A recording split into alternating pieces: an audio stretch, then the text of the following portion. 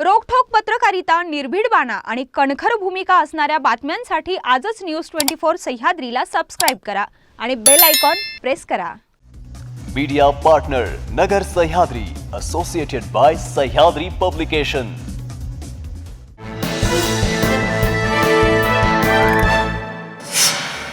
कोणताही मूर्ख माणूस असा उघड्या बॅगा घेऊन पैसे वाटप करू शकतो का?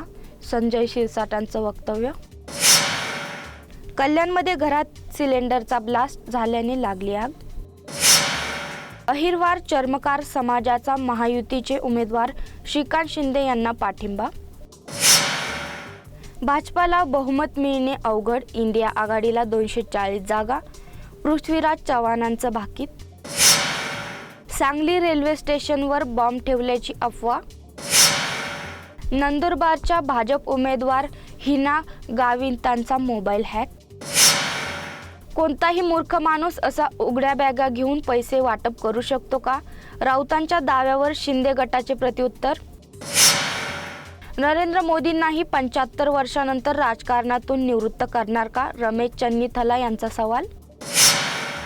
खिचडी सरकारकडून 12 लाख कोटींचा घोटाळा, अमित शहा यांचा मतीवर आरोप। महामुंबईला अवकाळीचा तडाखा, मुंबई, ठाणे, कल्याण, नवी मुंबई, रायगड, पालघरला पावसाने झोडपले। राहुल गांधीशी चर्चेसाठी भाजपाने दिले युवा कार्यकर्त्याचे नाव। भारताचा इराणसोबत मोठा करार, चीन आणि पाकिस्तानला बसणार मोठा झटका। नेहरूंच्या चुकांसाठी काँग्रेस मोदींना जबाबदार धरतंय, चीनच्या मुद्द्यावरून जयशंकर यांचा टोला। तेज प्रताप यादवांचा संयम सुटला, आरजेडी कार्यकर्त्याला मंचावरून ढकलले। लोकसभेनंतर कर्नाटक ऑपरेशन नाथ, काँग्रेस सरकार कोसळणार, एकनाथ शिंदेंचा दावा, सिद्धरामय्यांची प्रतिक्रिया। पराभव समोर दिसू लागल्यानं खापर फोडण्याचं काम सुरू केलंय, सामंतांचा राऊतांना टोला। चौथ्या टप्प्यासाठी 11 मतदारसंघात 57.49% मतदान, जालन्यात सर्वाधिक 68 तर पुण्यात सर्वात कमी 49.43% मतदान।